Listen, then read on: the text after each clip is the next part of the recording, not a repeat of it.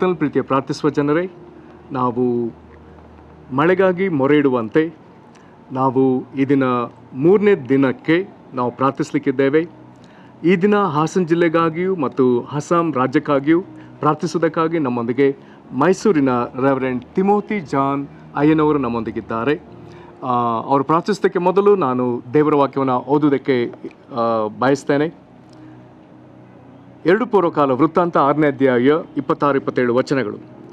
ಅವರ ಪಾಪಗಳ ನಿಮಿತ್ತವಾಗಿ ನೀನು ಆಕಾಶವನ್ನು ಮಳೆಗರೆಯದಂತೆ ಮುಚ್ಚಿ ಅವರನ್ನು ತಗ್ಗಿಸಿದಾಗ ಅವರು ತಮ್ಮ ಪಾಪಗಳನ್ನು ಬಿಟ್ಟು ತಮ್ಮನ್ನು ತಗ್ಗಿಸಿದವನು ನೀನೇ ಎಂದು ನಿನ್ನ ನಾಮವನ್ನು ಎತ್ತಿ ಈ ಆಲಯದ ಕಡೆಗೆ ತಿರುಗಿಕೊಂಡು ನಿನ್ನನ್ನು ಪ್ರಾರ್ಥಿಸುವುದಾದರೆ ಪರಲೋಕದಲ್ಲಿರುವ ನೀನು ಲಾಲಿಸಿ ನಿನ್ನ ಸೇವಕರು ಪ್ರಜೆಗಳು ಆದ ಇಸ್ರಾಯೇಲರ ಪಾಪಗಳನ್ನು ಕ್ಷಮಿಸಿ ಅವರು ನಡೆಯಬೇಕಾದ ಸನ್ಮಾರ್ಗವನ್ನು ತೋರಿಸಿ ನಿನ್ನ ಪ್ರಜೆಗೆ ಸ್ವಾಸ್ಥ್ಯವನ್ನು ಕೊಟ್ಟ ದೇಶಕ್ಕೆ ಮಳೆಯನ್ನು ಅನುಗ್ರಹಿಸು.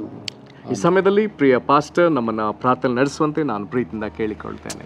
ಈ 3ನೇ ದಿನ ಹಾಸನ ಜಿಲ್ಲೆಗೋಸ್ಕರ ಅಸ್ಸಾಂ ರಾಜ್ಯಕ್ಕಾಗಿ ಪ್ರಾರ್ಥನೆ ಮಾಡುತ್ತಾ ಈ ದಿನ ನಾವು ಪಶ್ಚಾತ್ತಾಪ ಪಟ್ಟು ದೇವರ ಮುಂದೆ ನಿಂತು, ದೇವರೇ ನಮ್ಮ ಭಾರತ ದೇಶವನ್ನು ಆಶೀರ್ವದಿಸುತ್ತಾ ವಿಶೇಷವಾಗಿ ಅಸ್ಸಾಂ ರಾಜ್ಯ, ಹಾಸನ ಜಿಲ್ಲೆ ಹಾಗೂ ಈ ಕರ್ನಾಟಕದಲ್ಲಿ ಎಲ್ಲೆಲ್ಲಿ ಇನ್ನೂ ಕೂಡ ಒಳ್ಳೆ ಮಳೆ ಬಂದಿಲ್ವೋ ದೇವರೇ ಮಳೆ ಕಳಿಸಿ ಎಂಬುದಾಗಿ ನಾವು ಪ್ರಾರ್ಥನೆ ಮಾಡೋರಾಗಿದ್ದೇವೆ. ಜಾನ್ ವೆಸ್ಲಿ ಅವರು ಹೇಳಿದರೆ, ಸಭೆ ಪ್ರಾರ್ಥನೆ ಮಾಡದಿದ್ದರೆ ದೇವರು ತನ್ನ ಕಾರ್ಯಗಳನ್ನು ಮಾಡೋದಿಲ್ಲ. ಇದು ರಾಜಕೀಯ ವ್ಯಕ್ತಿಗಳಿಗೆ, ಅಧಿಕಾರಿಗಳಿಗೆ ಕೊಡಲ್ಪಟ್ಟ ಸೇವೆ ಅಲ್ಲ, ಸಭೆಗೆ, ನಿಮಗೂ ನನಗೆ ಕೊಡಲ್ಪಟ್ಟ ಒಂದು ಸೇವೆ. ಈ ಕರ್ತವ್ಯವನ್ನು, ಜವಾಬ್ದಾರಿಕೆಯನ್ನು ನಾವು ಗಂಭೀರತೆಯಿಂದ ಹಾಗೂ ಕೂಡ ಒಂದು ಧಾರಾಳ ಹೃದಯದಿಂದ ದೇವರ ಬಳಿ ಬಂದು ನಮ್ಮನ್ನು ತಗ್ಗಿಸಿಕೊಂಡು ನಾವು ಪ್ರಾರ್ಥನೆ ಮಾಡೋರಾಗಿರೋಣ. ಪ್ರಿಯರೇ, ನನ್ನೊಟ್ಟಿಗೆ ಪ್ರಾರ್ಥನೆ ಮಾಡ್ತೀರಾ? ತಂದೆಯೇ, ಈ 3ನೇ ದಿನ ನಮ್ಮ ಕರ್ನಾಟಕ ರಾಜ್ಯಕ್ಕಾಗಿ, ಭಾರತ ದೇಶದಲ್ಲಿರುವ ಅಸ್ಸಾಂ ರಾಜ್ಯಕ್ಕಾಗಿ ಪ್ರಾರ್ಥನೆ ಮಾಡುತ್ತಾ, ತಂದೆಯೇ, ನಮ್ಮ ಕರ್ನಾಟಕ ರಾಜ್ಯದ ಹಾಸನ ಜಿಲ್ಲೆ ವ್ಯವಸಾಯಕ್ಕೆ ಒಳಪಟ್ಟ ಒಂದು ಜಿಲ್ಲೆನ ನಾವು ಜ್ಞಾಪಕ ಇಟ್ಟುಕೊಂಡು, ತಂದೆಯೇ, ಈ ಒಂದು ಜಿಲ್ಲೆಯಲ್ಲಿ ಒಂದು ಮಹತ್ ಕಾರ್ಯನ ನೀನು ಮಾಡಪ್ಪ. ಅಲ್ಲಿರುವ ಅನೇಕ ತಾಲೂಕುಗಳಲ್ಲಿ, ಹೋಬಳಿಗಳಲ್ಲಿ, ಗ್ರಾಮಗಳಲ್ಲಿ ಎಲ್ಲೆಲ್ಲಿ ಮಳೆ ಇಲ್ವೋ ಅಲ್ಲಿ ಮಳೆ ಬರುವ ಹಾಗೆ ನಾವು ಪ್ರಾರ್ಥನೆ ಮಾಡ್ತಾ ಇದ್ದೇವೆ. ಅಷ್ಟೇ ಮಾತ್ರವಲ್ಲದೆ ಅಪ್ಪ, ಎಲ್ಲಿ ಪ್ರವಾಹ ಇದೆಯೋಪ್ಪ, ಆ ಪ್ರವಾಹದ ನಿಮಿತ್ತವಾಗಿ ಅನೇಕ ಕಷ್ಟಗಳನ್ನು ಅನುಭವಿಸುತ್ತಿರುವ ಜನರನ್ನು ಕೂಡ ನೀನು ಬಲಪಡಿಸು ತಂದೆ. ಈ ಬರಗಾಲದ ಸಮಯದಲ್ಲಿ ನಾವು ನಮ್ಮನ್ನು ತಗ್ಗಿಸಿಕೊಂಡು ನಿಮ್ಮ ಮುಂದೆ ಕ್ಷಮಾಪಣೆ ಕೇಳೋರಾಗಿದ್ದೇವೆ. ಸಭೆಯು ಕೂಡ ಗೊತ್ತಿದ್ದು ಗೊತ್ತಿಲ್ಲದೆ ಅನೇಕ ಪಾಪಕ್ಕೆ ನಾವು ಒಳಪಟ್ಟಿದ್ದೇವೆ. ನಮ್ಮ ಗರ್ವ, ನಮ್ಮ ಅಹಂಕಾರ ಇರ್ಬೋದಪ್ಪ ತಂದೆಯೇ, ನಮ್ಮಲ್ಲಿ ಏನೆಲ್ಲ ಒಂದು ರಹಸ್ಯದ ಪಾಪಗಳಿದೆಯೋ ಅದನ್ನು ನಿಮ್ಮ ಮುಂದೆ ಈ ದಿನ ಒಪ್ಪಿಕೊಂಡು ಅರಿಕೆ ಮಾಡಿ ನಮ್ಮನ್ನು ಕ್ಷಮಿಸಿ ಎಂಬುದಾಗಿ ನಾವು ಬೇಡೋರಾಗಿದ್ದೇವೆ. ತಂದೆಯೇ, ಅಸ್ಸಾಂ ರಾಜ್ಯದಲ್ಲಪ್ಪ ಒಂದು ದೊಡ್ಡ ಕಾರ್ಯನ ಮಾಡು. ಅಲ್ಲಿ ನಿನ್ನ ಜನರು ಕೂಡ ಅನುಭವಿಸಿರೋ ಕಷ್ಟಗಳು, ದುಃಖಗಳು, ಸಂಕಟಗಳು ಕೂಡ ನಿನಗೆ ಗೊತ್ತಿದೆ ಅಪ್ಪ. ಅಲ್ಲೂ ಕೂಡ ಏನೆಲ್ಲ ಬದಲಾವಣೆ ಆಗಬೇಕೋ ಅದನ್ನು ನೀನು ಮಾಡ್ತಿ ಎಂಬುದಾಗಿ ನಂಬ್ತಾ ಇದ್ದೇವೆ. ತಂದೆಯೇ, ಹಾಸನ ಜಿಲ್ಲೆಯಲ್ಲಪ್ಪ ವಿಶೇಷವಾಗಿ ನಿಮ್ಮ ಒಂದು ಕರುಣೆ, ನಿಮ್ಮ ಒಂದು ದಯೆ ಈ ಒಂದು ಜಿಲ್ಲೆ ಮೇಲಿದ್ದಪ್ಪ. ಅಲ್ಲಿ ಬೇಕಾಗಿರುವ ಮಳೆಯನ್ನು ಕಳಿಸು. ಅಲ್ಲಿರುವ ಜಿಲ್ಲಾಧಿಕಾರಿನ ನಿಮ್ಮ ಕೈಗೆ ಒಪ್ಪಿಸ್ತಾ ಇದ್ದೇವೆ. ಅಲ್ಲಿರುವ MP ನಿಮ್ಮ ಕೈಗೆ ಒಪ್ಪಿಸ್ತಾ ಇದ್ದೇವೆ. ಅಲ್ಲಿ ಸ್ಥಳೀಯ MLAಗಳನ್ನ ನಿಮ್ಮ ಕೈಗೆ ಒಪ್ಪಿಸ್ತಾ ಇದ್ದೇವೆ. ಅಲ್ಲಿ ಟೌನ್ ಮುನ್ಸಿಪಾಲಿಟಿ ಕೌನ್ಸಿಲ್ನ ನಿಮ್ಮ ಕೈಗೆ ಒಪ್ಪಿಸ್ತಾ ಇದ್ದೇವಪ್ಪ. ಅಲ್ಲಿರುವ SP ನಿಮ್ಮ ಕೈಗೆ ಒಪ್ಪಿಸ್ತಾ ಇದ್ದೇವೆ. ಆ ಸ್ಥಳೀಯ ಸಭೆಗಳನ್ನು ಕೂಡ ಅಪ್ಪ ನಿಮ್ಮ ಕೈಗೆ ಒಪ್ಪಿಸ್ಕೊಡ್ತಾ ಇದ್ದೇವೆ. ಪ್ರತಿಯೊಂದು ಸಭೆಯಲ್ಲೂ ಕೂಡ ಒಂದು ದೊಡ್ಡ ಉಜ್ಜೀವನ ನಡೀಲಿಯಪ್ಪ.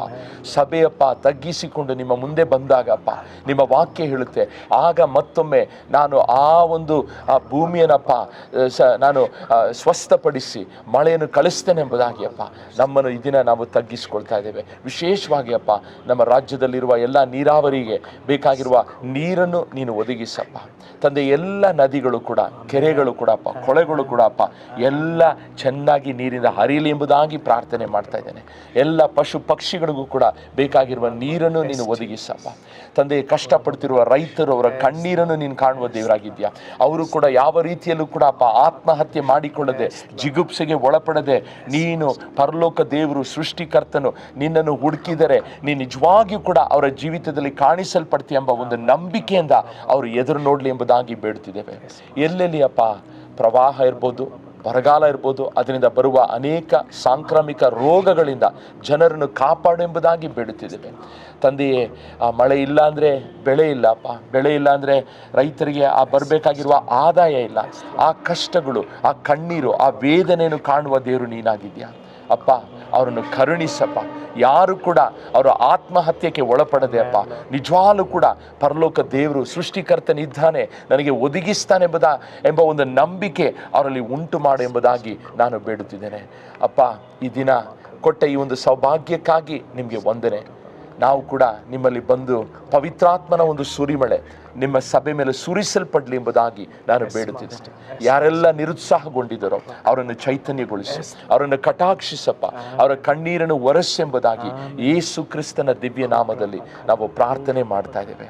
ಅಪ್ಪ, ನಮ್ಮ ಪ್ರಾರ್ಥನೆಯನ್ನು ಕೇಳಿದಕ್ಕಾಗಿ ವಂದನೆ. ಏಲಿಯ 3.5 ವರ್ಷಗಳ ಕಾಲ ಆತನ ಪ್ರಾರ್ಥನೆ ನಿಮಿತ್ತ ಮಳೆ ಇರಲಿಲ್ಲ. ಆದರೆ ಯಾವಾಗ ಆತನು ಪ್ರಾರ್ಥನೆ ಮಾಡಿದ್ನೋ ಮತ್ತೊಮ್ಮೆ ಪರಲೋಕದ ದ್ವಾರಗಳು ತೆರೆಯಲ್ಪಡ್ತಪ್ಪ. ಅದೇ ರೀತಿಯಾಗಿ ನಮ್ಮ ದೇಶದಲ್ಲಿ, ನಮ್ಮ ರಾಜ್ಯದಲ್ಲಿ, ನಮ್ಮ ಜಿಲ್ಲೆಗಳಲ್ಲಪ್ಪ ಮತ್ತೊಮ್ಮೆ ಮಳೆಯನ್ನು ಕಳಿಸು. ನಮ್ಮ ಪ್ರಾರ್ಥನೆ ಕೇಳಿದಕ್ಕಾಗಿ ವಂದನೆ. ಯೇಸು ಕ್ರಿಸ್ತನ ನಾಮದಲ್ಲಿ ಇದನ್ನು ಬೇಡಿ ಹೊಂದುತ್ತಿದ್ದೇವೆ ತಂದೆಯೇ, ಆಮೆನ್. ಪ್ರಿಯರೇ, ನೀವು ನಾನು ಪ್ರಾರ್ಥನೆ ಮಾಡಿದಾಗ ದೇವರು ಅಲೌಕಿಕ ಕಾರ್ಯಗಳನ್ನ ಮಾಡುವ ದೇವರಾಗಿದ್ದಾನೆ. ಅಸಾಧಾರಣವಾದ ಕಾರ್ಯಗಳನ್ನ ಆತನು ಮಾಡಲು ಸಿದ್ಧನಾಗಿದ್ದಾನೆ. ನನ್ನ ಒಂದು ನಂಬಿಕೆ ಏನಂದರೆ, ನೀವು ಕೂಡ ಈ ಸಮಯದಲ್ಲಿ ನಮ್ಮೊಟ್ಟಿಗೆ ಕೈ ಜೋಡಿಸಿ, ಎಲ್ಲೆಲ್ಲಿ ಕೆರೆಗಳಿರ್ಬೋದು, ನದಿಗಳಿರ್ಬೋದು, ಅಥವಾ ಕಟ್ಟೆಗಳಿರ್ಬೋದು, ನೀವು ಕೂಡ ಅಲ್ಲಿ ಹೋಗಿ ನಂಬಿಕೆಯಿಂದ ಪ್ರಾರ್ಥನೆ ಮಾಡ್ತೀರಾ. ಪ್ರಾರ್ಥನೆಯ ನಡುಗೆ ನೀವು ತಗೊಳ್ತೀರಾ. ಮೈಸೂರು ಪಟ್ಟಣದಲ್ಲೂ ಕೂಡ ಹಾಗೂ HD ಕೋಟೆ ಹತ್ರ ಕೂಡ 2 ವಾರಗಳ ಹಿಂದೆ ನಾವು ಸಭಿಕರಾಗಿ, ಸಭಾಪಾಲಕರಾಗಿ ಹೋಗಿ ಪ್ರಾರ್ಥನೆ ಮಾಡಿದ್ದೀವಿ. ನಾವು ನಂಬ್ತಾ ಇದ್ದೇವೆ ದೇವರೊಂದು ದೊಡ್ಡ ಕಾರ್ಯ ಮಾಡ್ತಾನೆ ಎಂಬುದಾಗಿ. ನಾವು ಕೂಡ ಎಲ್ಲರೂ ಕೈ ಜೋಡಿಸಿದಾಗ, ನಮ್ಮ ಹೃದಯದ ನಂಬಿಕೆ ಕೂಡ ಒಟ್ಟಾಗಿ ಬಂದಾಗ ದೇವರೊಂದು ದೊಡ್ಡ ಕಾರ್ಯ ಮಾಡ್ತಾನೆ. ನೀವು ಕೂಡ ಅದರಲ್ಲಿ ಭಾಗಿಯಾಗಿ. ವಂದನೆಗಳು. Thank you much pastor. ತಮ್ಮ ಪ್ರಾರ್ಥನೆ ನಮಗೆ ಬಹಳ ಉತ್ತೇಜನಕಾರಿಯಾಗಿತ್ತು. ದೇವರು ನಿಮ್ಮನ್ನು ಆಶೀರ್ವದಿಸಲಿ ಪಾಸ್ಟರ್. ನಿಮ್ಮ ಸೇವೆಯನ್ನು ಸಹ ವಿಶೇಷವಾಗಿ ಆಶೀರ್ವದಿಸಲಿ. Thank you once again pastor. God bless you. Thank you.